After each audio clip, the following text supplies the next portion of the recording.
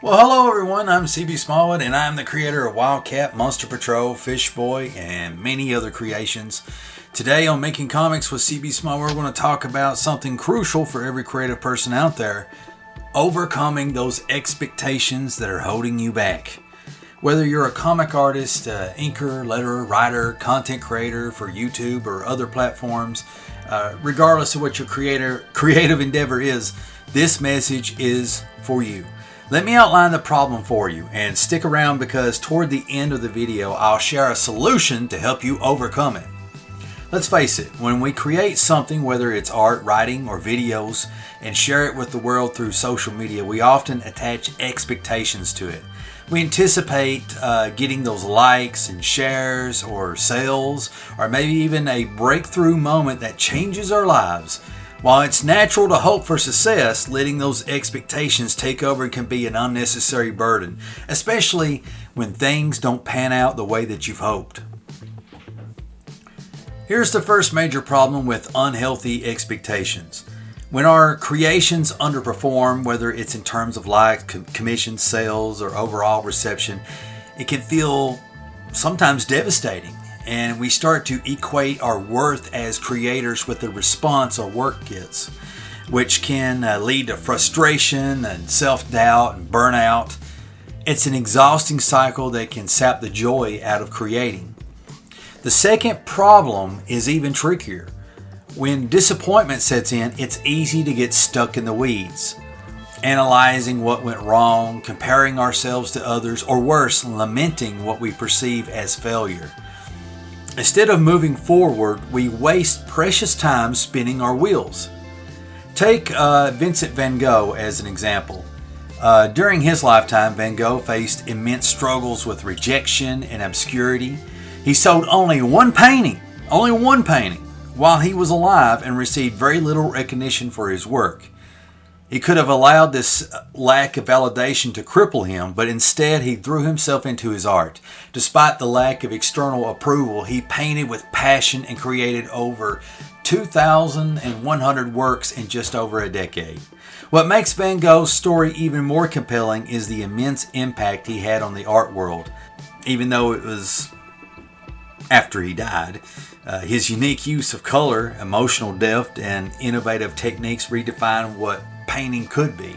Van Gogh's work influenced countless artists and movements from, if I can pronounce this right, Fauvism to Expressionism, and remains a cornerstone of modern art. His journey shows that even without immediate recognition, staying true to your creative vision can result in profound and lasting influence. Today, his paintings like Starry Night and Sunflowers are celebrated as masterpieces, and demonstrating that perseverance and dedication to your craft can lead to a legacy that far outlives our fleeting expectations. So, Van Gogh out of the way, what's the problem? It's our unhealthy attachment to external validation. You know, our expectations are expecting likes, shares, sales, or overnight success, and letting those expectations just take over our rational mind. And what is the solution to this? How can we fix this? Well, the remedy is simple but profound: focusing on creating. That's it. Focus on creating. If you identify as a creator, whether that's a vlogger, blogger, comic artist, writer, what have you, whatever your creative endeavor is, your primary goal should be to create and keep making things. Consistency is key. Quality, skills, social media performance, and sales. All these things will come with time, but that time needs to be spent doing the work you're passionate about. Sitting around and worrying doesn't make you a better artist or writer. Only creating does. So if you're some type of content creator, whatever that may be, focus on the creating. You know, if you truly are a creator, then you need to create. Does that make sense? I know I'm not talking down or sideways or upways or what have you. I'm being serious. If you consider yourself like a comic creator, a content creator, what have you, focus on the creator part. Go create things, make things. This idea ties into some wisdom from famous philosophers. If I don't butcher their names, I'm sorry. I'm going to butcher some names. Let's just put it that way. For instance, Epictetus, I think it's probably not how it's pronounced, but he was a Stoic philosopher. And from my notes here, it says the man is not worried by real problems so much as by imagined anxieties about real problems. Let me read this quote again. Man is not worried by real problems so much as by his imagined anxieties about real problems. Unquote. When we focus too much on how our work is received, we're letting imagined anxieties over what can be trivial things such as likes, shares, or success, what have you, rule our actions. Instead, this philosopher, his teachings remind us to focus on what we can control. And in this case, for this video, what we can control is the act of creating. Just go out and make stuff. Another great quote comes from Marcus Aurelius, who wrote, "You have power over your mind, not outside events. Realize this and you will find strength." Aurelius' words should resonate strongly here. We can't control how others respond to our work, but we can control how much effort we put into creating and how much we allow external validation to affect us. And I always butcher this guy's name, but Friedrich Nietzsche, I hope that's right. His concept of will to power is relevant here in the sense that, and I quote, "He who has a why to live can bear almost any how." So let's think about this for a bit. This speaks to the importance of purpose. If your why is simply to create because it brings you joy and fulfills your sense of purpose, then you can bear the ups and downs of the creative life, including disappointments like underperforming content or slow growth. Now, philosophers out of the way, let me share some examples of people who I believe embody this mindset and achieve healthy, positive results. First up is my good friend, my good buddy R.J. Johnston.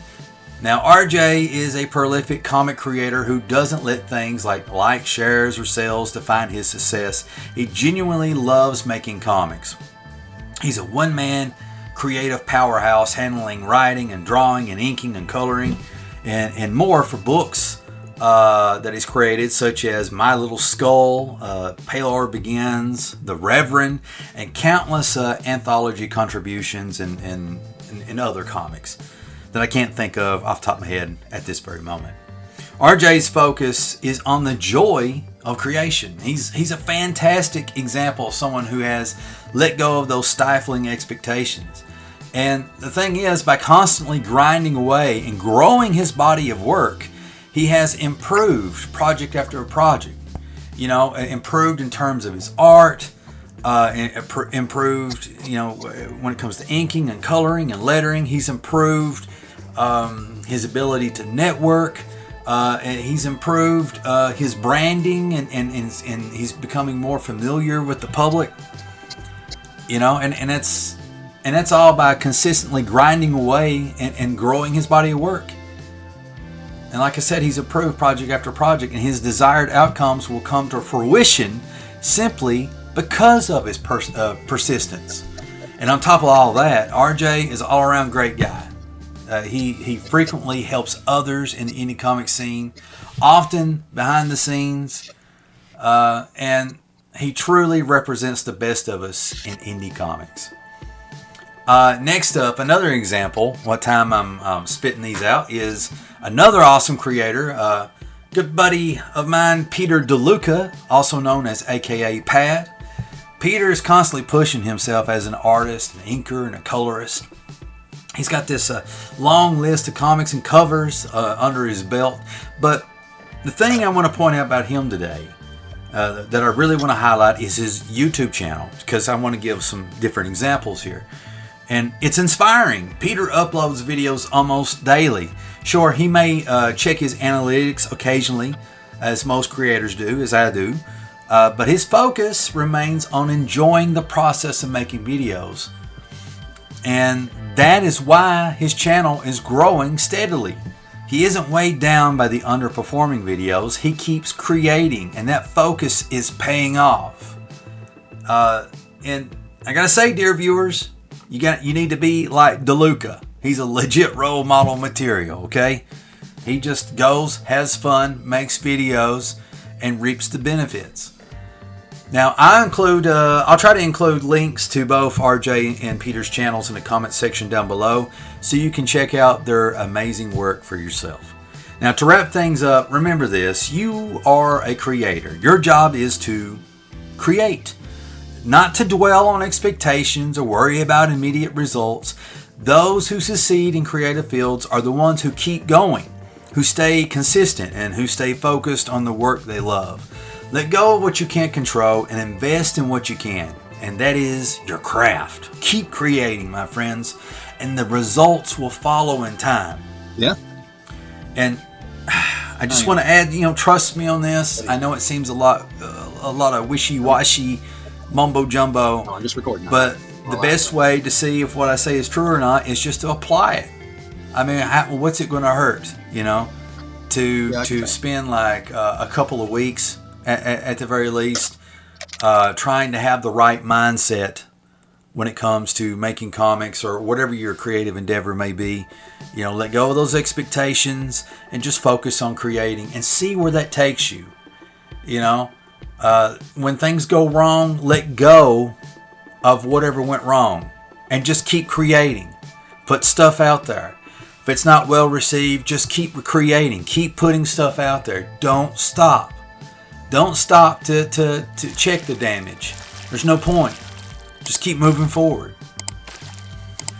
So, with that said, let me ask you, how have your expectations helped or hindered your creative projects?